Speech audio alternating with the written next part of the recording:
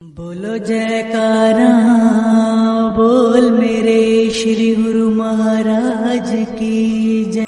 गुरुमुखो संत फरमाते हैं, सच्चे प्रेम के बिना कर्म करना पानी में मंथन के तुल्य है।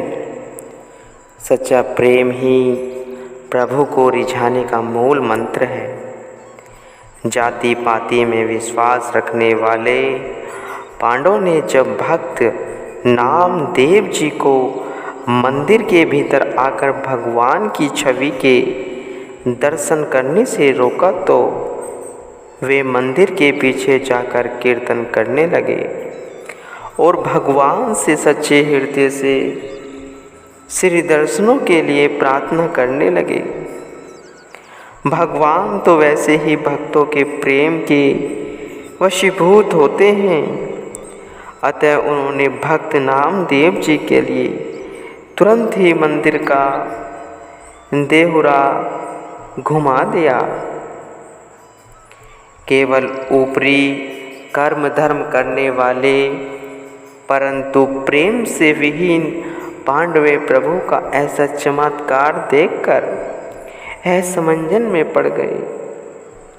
उन्होंने भक्त नामदेव जी के चरणों में गिरकर क्षमा मांगी। संत मौलाना रूम कथन करते हैं, संत ने देखे बोल और चाल, बेपरखे अंतर का हाल। सत्पुरुष बाहरी बोल चाल से नहीं रीझते, क्योंकि वे तो अंतर्यामी होते हैं और हर दिल के अंदर की जानते हैं। उनसे छल कपट करना नादानी है। श्री गुरु नानक देव जी भ्रमण करते हुए एक शहर में पहुँचे, जहाँ मलिक भागो भंडारे का आयोजन कर हजारों लोगों को भोजन करवा रहा था और सब उसकी दरियादिली की खूब प्रशंसा कर रहे थे। श्री गुरु नानक देव जी उसी शहर में रहने वाले एक गरीब भक्त लालो के यहाँ विराजमान हो गए। मलिक भागो जब सूचना मिली तो उसने उन्हें निमंत्रण भेजकर भोजन ग्रहण करने को कहा। श्री गुरु नानक देव जी ने उसके घर भोजन ग्रहण करने की स्वीकृति न दी। उसके द्वारा कारण पूछने पर उन्होंने मलिक भागो को स्पष्ट शब्दों में फरमाया कि वह गरीबों का शोषण करके भंडारा कर रहा है।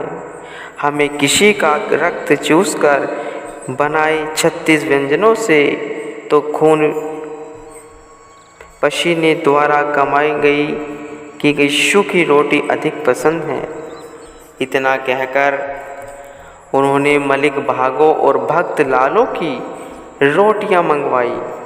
एक हाथ में मलिक भागो की और एक हाथ में भक्त लालो की रोटियां को दबाया।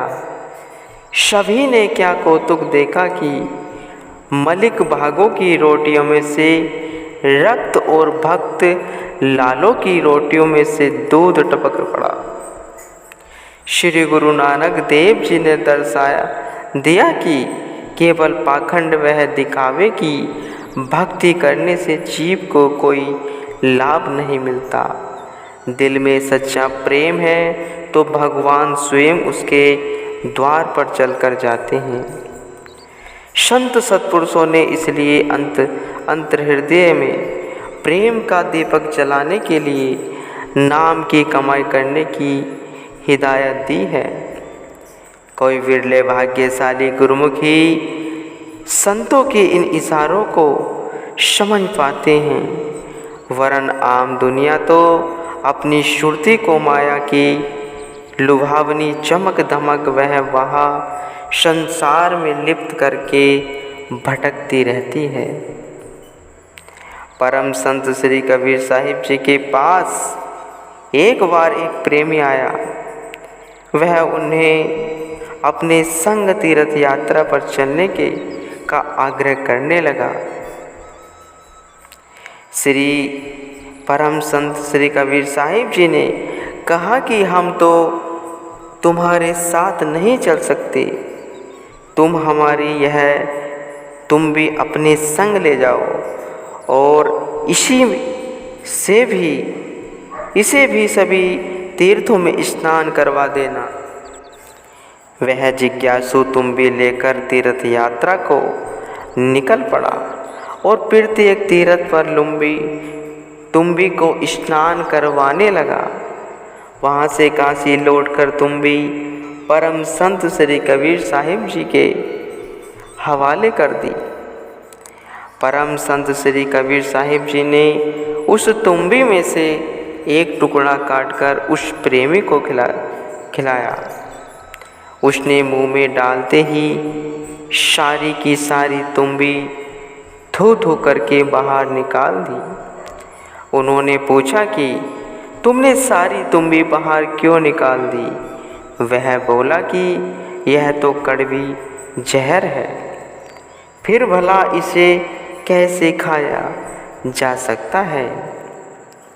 परम संत श्री कबीर साहिब जी ने फरमाया कि जिस प्रकार 68 तीर्थों का स्नान करने के पश्चात भी इस तुम्बी का कड़वापन नहीं गया, उसी प्रकार जिनका अंतकरण सद्गुरु शब्द की कमाई द्वारा निर्मल नहीं हुआ है, वह मलिन मन से कितने भी तीर्थ क्यों न कर ले तो भी उन्हें कोई लाभ नहीं होगा। तत्पश्चात वह प्रेमी उनसे नाम की दीक्षा लेकर उनके शिष्य बन गया और उसने सच्चे तीर्थ में स्नान करके अमर पद को प्राप्त कर लिया। जिस प्रकार तराजू के 2 पलड़े होते हैं, उनमें से जो पलड़ा भारी होता है वह स्वतः ही नीचे झुक जाता है, इसी प्रकार मनुष्य का मन भी तराजू के सदृश है। इसमें यदि कोई भक्ति व सच्चाई के विचार दृढ़ व प्रबल होंगे तो यह उस तरफ झुक जाएगा। यदि मन का झुकाव माया की ओर होगा तो सत्संग में जाने पर भी मन माया की ओर ही आकर्षित होगा। एक बार किसी पंडित जी ने एक स्थान पर भागवत पुराण की कथा प्रारंभ की। वहाँ पर एक बूढ़ी माता भी प्रतिदिन आया करती थी। जैसे ही पंडित जी पोथी खोलकर कथा आरंभ करते, उस माता के नेत्रों से जार जार आंसू छलकने लगते। पंडित जी सोचने लगे कि यह माता बहुत श्रद्धालु है और प्रेम से कथा श्रवण करने के कारण ही इसका प्रेम अक्षों में छलकता है। कथा समाप्ति का दिन आया तो वह माता उस दिन नहीं आई। पंडित जी ने एक आदमी को उसे बुला लाने के लिए भेजा, परंतु वह फिर भी न आई। अंततः पंडित जी स्वयं उस बुढ़िया को बुलाने उसके घर गए और कहने लगे कि आज कथा का अंतिम दिन है। आपने इतनी श्रद्धा प्रेम से सारी कथा को श्रवण किया, इसलिए मेरा यह आग्रह है कि आप आज के दिन भी आवश्यक पधारें। वह बूढ़ी माता पंडित जी से कहने लगी कि मैंने तो कथा का एक अक्षर भी श्रवण नहीं किया। पंडित जी विस्मित हो पूछने लगे कि फिर कथा आरंभ होते ही आपकी आंखों से अक्षों की अविरल धारा क्यों बहने लगती थी? बुढ़िया कहने लगी कि जिस समय आप कथा वाली पुस्तक खोलते थे तो मुझे उस पर चढ़े हुए कपड़े के रंग को देखकर रोना आ जाता था, क्योंकि इसी रंग के कपड़े का चोला मेरी नातिन पहना करती थी। जो अभी कुछ ही दिन पूर्व चल बसी है। बस इतना कहकर वह फिर से रोने लगी। यह सुनकर पंडित जी समझ गए कि जिनके अंदर दुनिया का झूठा मोह होता है उन पर भक्ति का सच्चा रंग कदापि नहीं चढ़ सकता। वे बाहर से चाहे कितने ही कर्म धर्म कर लें, परंतु उनका मन सांसारिक दुखों से कभी मुक्त नहीं हो सकता। संत सद्गुरु सदैव जीव के मन की ही मांग करते हैं। मन को सद्गुरु को आकर्षण करने से ही इस पर नाम और भक्ति का रंग चढ़ता है। इसी से ही आध्यात्मिक कल्याण होता है। जो भाग्यशाली गुरुमुख अपना मन सद्गुरु को सौंप देते हैं, सद्गुरु स्वयं उनके जिम्मेदार बनकर लोक परलोक में उनकी संभाल करते हैं। फिर भले ही उन्हें अपने तन पर कितने ही कष्ट क्यों न उठाने पड़े। दोहे में आया है, प्रेमी को ऋणिया रहूं, यही हमारो शूल, चारी मुक्ति देह व्याज में दे न सकूं अब मूल। संत श्री चरणदास जी फरमाते हैं, भगवान भक्तों के प्रेम के वशीभूत होकर उनके ही होकर रह जाते हैं और अपने भक्तों को चार मुक्तियाँ प्रदान कर देने पर भी उनके प्रेम से उकसन नहीं हो सकते। भगवान कहने लगे कि तुम्हारा प्रेम वह भक्ति देखकर मुझसे रह न गया। मैंने स्वयं आकर संतों की सेवा की, परंतु तुम्हारी पत्नी ने मेरी आलोचना की, इसी कारण मैं चला आया।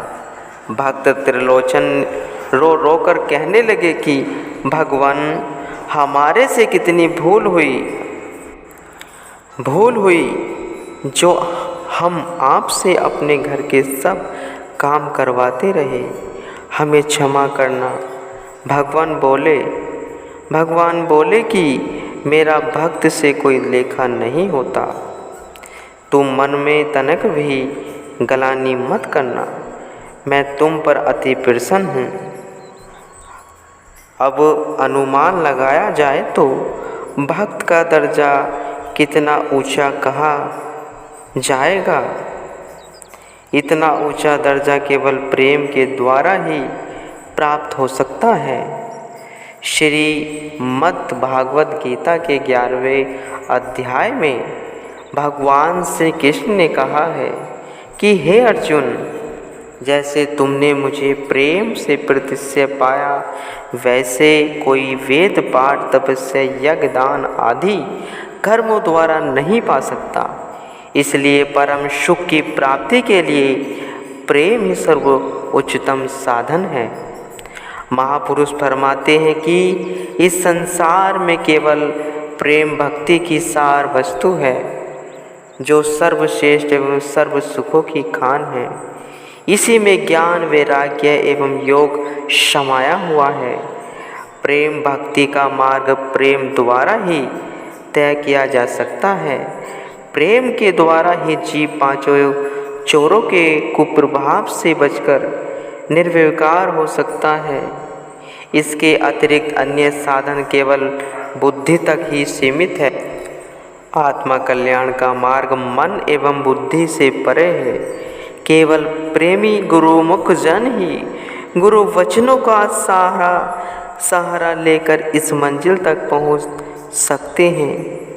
जो आवा भाव को मिटाकर गुरु दरबार की सेवा करते हैं, उनका दर्जा विद्वानों व बुद्धिमानों से कहीं अधिक श्रेष्ठ है। बुद्धि एवं दिमाग द्वारा कोई कितनी भी ऊंची पदवी प्राप्त कर ले तो भी वह अखंड सुख प्रदान करने वाली न हो सकेगी। आज तक जिसने भी उच्च पद प्राप्त किया है, उसने अपनी सुरती को मन एवं बुद्धि के चक्र से निकालकर गुरु शब्द का आश्रय लेकर ही पाया है। सद्गुरु चरणों से प्रेम का संबंध जोड़ने में ही जीव आत्मा का कल्याण है। प्रेम एवं भक्ति से प्राप्त सुख अविनाशी सुख है। इसलिए जिसको शाश्वत आनंद की अभिलाषा है, उसे सदैव प्रभु प्रेम में ही लीन रहना चाहिए। गुरुमुखो